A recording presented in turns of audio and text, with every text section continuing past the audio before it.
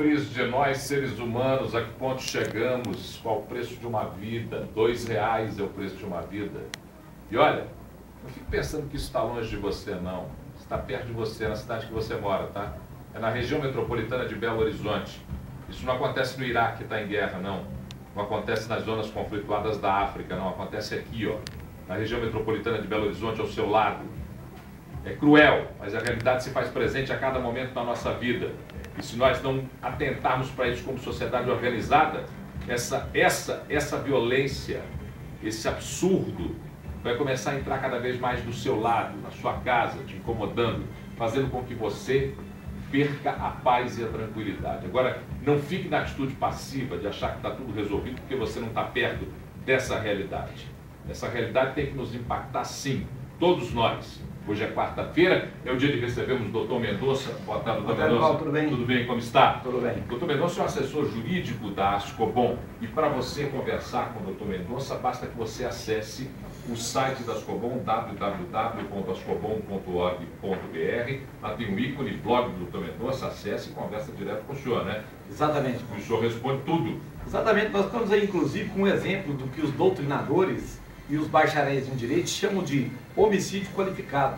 Qualificado por quê? Porque a pessoa foi assassinada, Paulo, por um motivo fútil, ou seja, um motivo insignificante. Qual que é a consequência disso?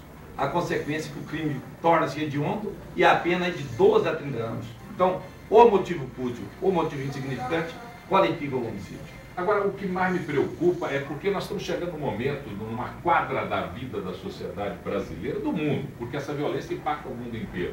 Mas está aqui no Brasil, vamos falar do Brasil, vamos falar de Belo Horizonte. É Santa Luzia. Vamos fechar o foco, Porque a gente tem a mania de ampliar o foco para dizer que a realidade nos impacta e fica banalizando as coisas. Justamente cria até um bálsamo, né, para a gente achar que não está próximo. Vamos fechar o foco, vamos botar na nossa vida, aqui do nosso lado, está aí, ó, uma casa pobre, humilde. Uma cena de degradação e de miséria também, né? Então, na verdade, essa chaga social é que tem que ser discutida pela sociedade. As desigualdades, as incompreensões e tudo isso aí. Isso provoca o crime. Os sentimentos, as paixões, as emoções ficam mais exacerbadas e acaba resultando nessa infelicidade. Agora, preste atenção no que eu vou falar agora. Preste atenção nessa nota. 10 pessoas foram presas, 2 adolescentes apreendidos durante uma operação da Polícia Civil na região metropolitana de Belo Horizonte, aqui em Nova Serrana, no centro-oeste do estado. Ali onde você vai de vez em quando comprar um par de sapatos, certo? Eles são suspeitos de cometer 9 homicídios nos últimos 3 anos. Os investigadores suspeitam que as vítimas podem ter sido enterradas em um cemitério clandestino. Ainda segundo a polícia, o último crime aconteceu em junho e, assim como os demais, tem relação direta com o tráfico de drogas. De acordo com o delegado Rodrigo Noronha, as vítimas eram decapitadas, algumas delas tinham o corpo queimado. Entre os suspeitos, 3 mulheres e 2 adolescentes, todos eles com passagem pela polícia. Com o grupo, foram encontradas, 5 armas e munição.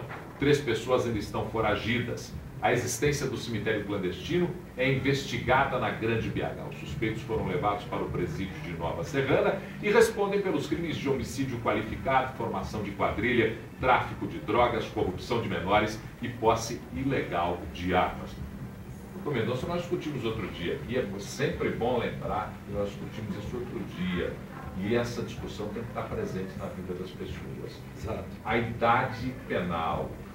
Essa é uma discussão que eu queria que o senhor enfrentasse isso com o seu conhecimento jurídico e esclarecesse ao espectador qual a necessidade de discutirmos isso, porque eu já ouvi muita gente dizendo que fica uma sanha de prisão, uma sanha de ação policial, querendo que diminua a idade para prender adolescentes. Explica um pouquinho sobre isso. Bom, mas a questão é a efetividade de punição, gente.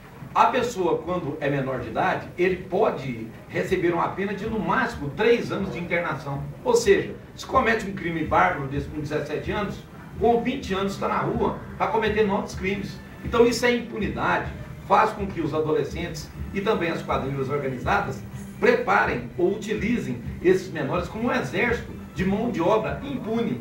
Então, se nos outros países do primeiro mundo isso já aconteceu, por que não no Brasil?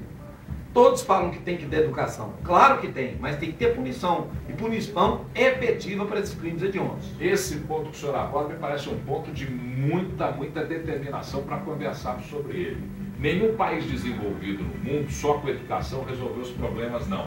É um misto entre educar e punir severamente depois de educar. Agora, não adianta achar que só educando vai resolver o problema. A punição tem que estar presente. Outra coisa, a desigualdade social é que empurra para isso, porque o adolescente que tinha que estar sendo envolvido com o processo de educação, o processo de formação, ele está sendo empurrado para esse avião de tráfego. Pois é, Paulo, e Nova Serrana chama atenção, porque Nova Serrana é uma cidade que é envolvida com o crime a partir da falsificação de calçados. Então aquilo lá é uma situação em que o Estado não está controlando, o efetivo policial lá é insuficiente, nós temos apenas uma companhia com 60 homens lá, um efetivo insuficiente da Polícia Civil. Várias pessoas vêm de outros estados para cá buscar trabalho e a criminalidade acaba crescendo. Então é preciso de olhar também na estrutura de segurança pública lá em Nova Serrana. É interessante porque nós falamos sobre Governador Valadares na abertura, agora falamos sobre Nova Serrana, cidades que são supostamente cidades do interior e que deveriam experimentar um clima de paz maior do que das grandes cidades. Pois é, Paulo, mas até o prefeito de Araguari foi espancado por criminosos ontem.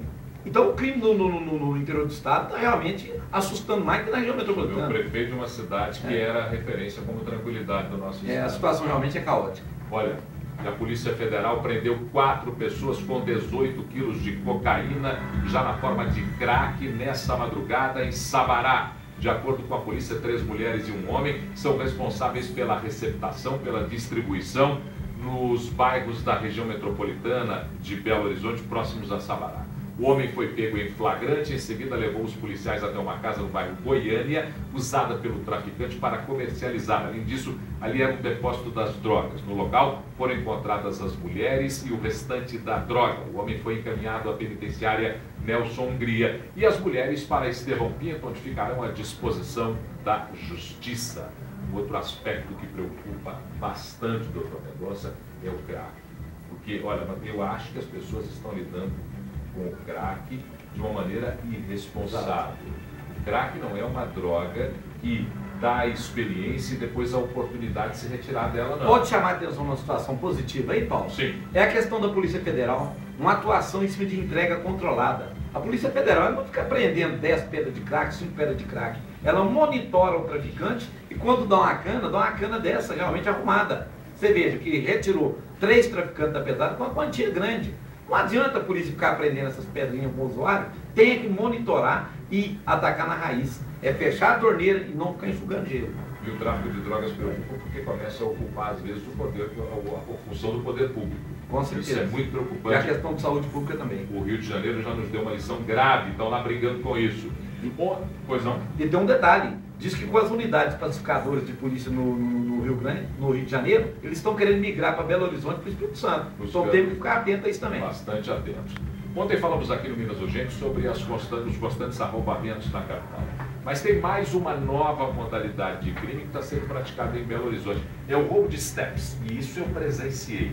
Eu estava com amigos no bar em Belo Horizonte, na zona oeste de Belo Horizonte, quando um deles teve o step do seu carro furtado. Os ladrões aproveitam a exposição do pneu, aqueles que ficam para fora do carro. Mas não só os que ficam para fora, não. Tem aqueles que ficam embutidos também nos carros, eles têm uma facilidade muito grande, porque eles cortam um pino e ele desce e eles retiram esses pneus, né? E aí o prejuízo fica para o motorista. Vamos acompanhar essa reportagem com o repórter Jacques Leal. Com você, Jacques.